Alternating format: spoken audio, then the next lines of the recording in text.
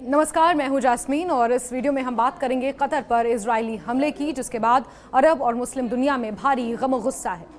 Qatar ने इस हमले को अपनी खुद मुख्तारी और अंतर्राष्ट्रीय कानूनों की खुल्लम खुल्ला खिलाफ वर्जी बताया है। कतर के प्रधानमंत्री ने इसे रियासती दहशतगर्दी बताया है और कहा है कि देश को जवाब देने का पूरा हक है। कतर की हुकूमत ने इस वाक़े की शदीद मजम्मत की है और ऐलान किया है कि कानूनी टीम बनाई जा रही है जो हर मंच पर इसका जवाब देगी। कई मुस्लिम ममालिक जैसे सऊदी अरब और यूएई ने इसे वहशियाना इजरायली ज़ाहरियत की पुरजोर मजम्मत की है और ख़बरदार किया कि ऐसे जुराइम पूरे इलाके को बड़ी तबाही की तरफ ले जा सकते हैं। हमले के वक्त दोहा में हमास के सीनियर रहनुमा खलील अल हैया और उनके साथियों को निशाना बनाया गया था। हालांकि बेशतर रहनुमा महफूज रहे, पर 6 लोगों जिसमें खलील अल हैया का बेटा और उसके असिस्टेंट शहीद हो गए। अब आगे ये आसार हैं कि कतर इजराइल के खिलाफ मुकदमा इंटरनेशनल कोर्ट या यूनाइटेड नेशंस जैसी महफिलों में उठाएगा। ऐलान किया गया है कि तफ्तीश शुरू हो गई है और दोहा में सिक्योरिटी दस्ते तैनात कर दिए गए हैं। विश्लेषकों का मानना है कि इस तरह के मजरमाना अमल से मिडिल ईस्ट में सियासी और अफगान तनाव है और इजराइल के लिए क्षेत्रीय तन्हाई का खतरा बढ़ गया है। अरब लीग, ईरान और पाकिस्तान ने भी इजराइल पर शदीद तनकीद की है। मौजूदा हालात में कतर का रवैया सख्त है और इम्कान है कि आने वाले हफ्तों में अवामी दबाव, कानूनी कार्रवाई और सब रीजनल ताकतों का ताल्लुक और गहरा होगा। ये वाक़या मिडिल ईस्ट में नए फितना का आगाज़ है और इलाकाई अमन को गहरा ख़तरा पेश करता है। अब आगे क्या हो सकता है, ये सवाल अब कतर, इजराइल, तमाम अरब मुल्कों और आलमी बरादरी के एजेंडे में अहमियत हासिल कर गया है। तज्जिया निगारों का मानना है कि Qatar international court of justice या यूनाइटेड नेशंस जैसी आलमी इदारों के सामने इजराइल के खिलाफ मुकदमा पेश कर सकता है। सारे इलाके में सियासी और फौजी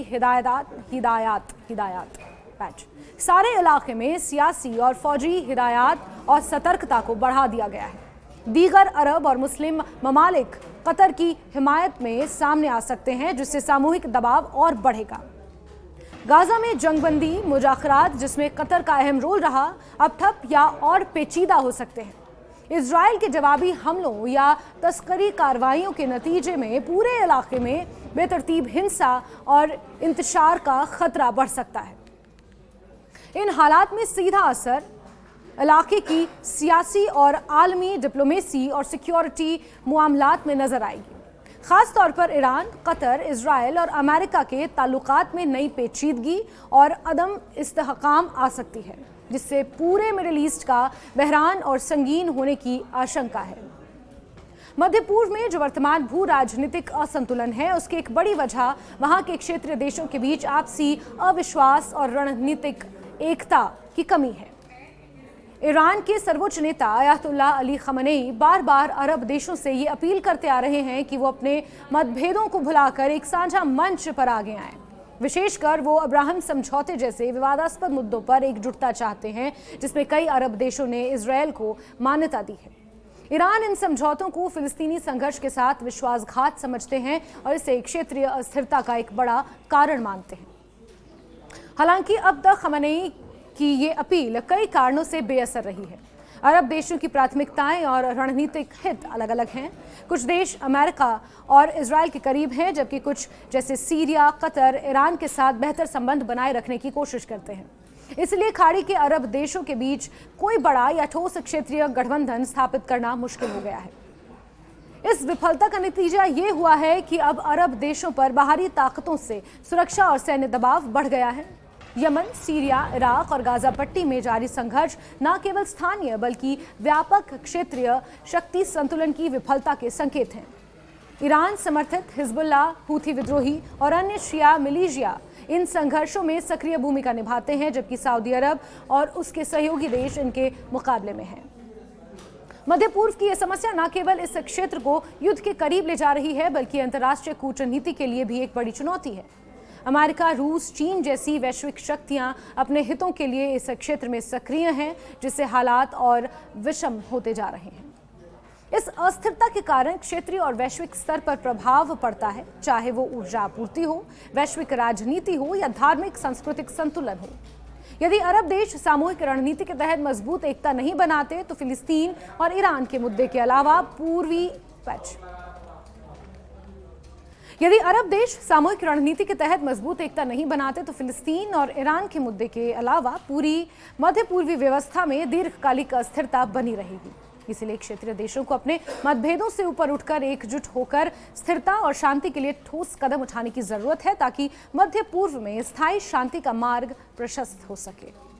هذا وتدين دولة قطر بأشد العبارات الهجوم الإسرائيلي الجبان الذي استهدف مقرات سكنية يقيم فيها عدد من أعضاء المكتب السياسي لحركة حماس في العاصمة القطرية الدوحة. إن دولة قطر إذ تدين بشدة هذا الاعتداء فإنها تؤكد أنها لن تتهاون مع هذا السلوك الإسرائيلي المتهور والعبث المستمر بأمن الإقليم وأي عمل يستهدف أمنها وسيادتها.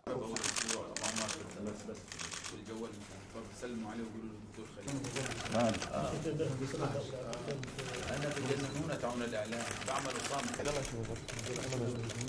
في غير الساعة الواحدة مرات صابت بالسنة. لنا قضية نريد أن نحقق أهداف شعبنا منها. نحن نقول بكل وضوح نحن نريد أن يقف هذا العدوان، وإلا إذا لم يقف العدوان لماذا المقاومة وحماس تعيد الأسرى؟ لماذا نعيد الأسرى الإسرائيليين اللي بين إيدينا إذا بقيت الحرب متواصلة؟ لماذا؟ من هو هذا العاقل أو غير العاقل الذي بين يديه ورقة قوية يرميها حتى تبقى الحرب؟